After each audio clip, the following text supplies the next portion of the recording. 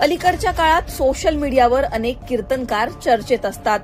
या कीर्तनकारांच्या विधानांमुळे कधी कधी वादही निर्माण होतात. सामाजिक किंवा राजकीय विषयांवरची या कीर्तनकारांची वादग्रस्त विधानं सध्या वाढताना दिसतायत. यामुळे होतं काय तर समाजाच्या भावना दुखावल्या जातात किंवा अनावश्यक वाद निर्माण होतात. कीर्तनाला देण्यात आलेलं व्यावसायिक स्वरूपही यंदाचं वास्तव आहे. याच पार्श्वभूमीवर कीर्तन परंपरेची पवित्रता जपण्यासाठी आळंदी सद्गुरू जोग महाराज वारकरी शिक्षण संस्थेनं आध्यात्मिक शिक्षण घेणाऱ्या आपल्या विद्यार्थ्यांसाठी 14 कलमी आचार संहितेचं प्रतिज्ञापत्र जारी केलंय.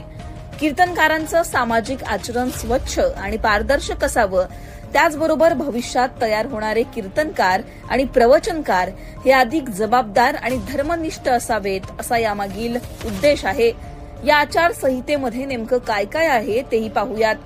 ज्ञानेश्वरी, गाथा, संत वाङ्मय यांचा सखोल अभ्यास करून नंतरच इतरांना सांगणं. शुद्ध आचरण ठेवून नित्य नियमाने पंढरपूर, आळंदी आणि देहूची वारी करणं. कीर्तनाला धंदा म्हणजेच व्यवसाय करणार नाही. कीर्तनाचा उपयोग मोठेपणा किंवा अपमानासाठी करणार नाही. विद्यार्थी म्हणून जन्मभर साधक राही, बुवाबाजी करणार नाही. संस्कृती, धर्म, देश, पोशाख याबद्दल अभिमान राखेल. मोठ्या आणि श्रीमंत लोकांच्या मागे आशाळभूतपणे लागणार नाही. सत्कर्माचं आचरण करून जेवढा परोपकार करता येईल तेवढं जीवन घालवीन. परद्रव्य व परकांता या संबंधी वासना ठेवणार नाही. आपल्यावर असलेल्या जबाबदाऱ्या परमार्थाच्या नावाखाली टाळण्याचा प्रयत्न करणार नाही. त्या ईश्वराची सेवा समजून आनंदाने पार पाडेन.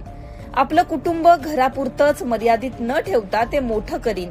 बहुजन समाजामध्ये मिळून मिसळून वागून त्यांना मदत करेल.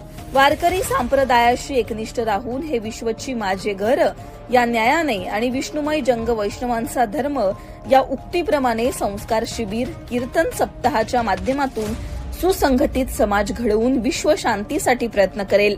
तन, मन आणि धनाने संस्थेला पुढील काळात सहकार्य करेल. तर आचार संहितेमध्ये हे काही नियम होते. अलीकडील काळात काही कीर्तनकारांच्या वादग्रस्त विधानांमुळे वारकरी संप्रदायाची प्रतिमा मलिन होत असल्याचं चित्र दिसतंय. अशा परिस्थितीत जोग महाराज संस्थेसारख्या 100 वर्षांहून अधिक जुन्या आणि प्रतिष्ठित संस्थेकडून ही आचार संहिता लागू करण्यात आली आहे. या प्रतिज्ञापत्रातून केवळ विद्यार्थ्यांचं वैयक्तिक जीवन सुधारणं अपेक्षित नसून त्यांना भविष्यात एक सुसंस्कृत कीर्तनकार म्हणून समाजाला योग्य दिशा देण्यासही मदत होणार असल्याचं संस्थेकडून सांगण्यात येतंय. सध्याच्या काळात कीर्तनकारांची वादग्रस्त वक्तव्य याबद्दल तुम्हाला काय वाटतं आणि या नव्या नियमांबद्दलची तुमची मतं काय आहेत ते कमेंटमध्ये सांगा.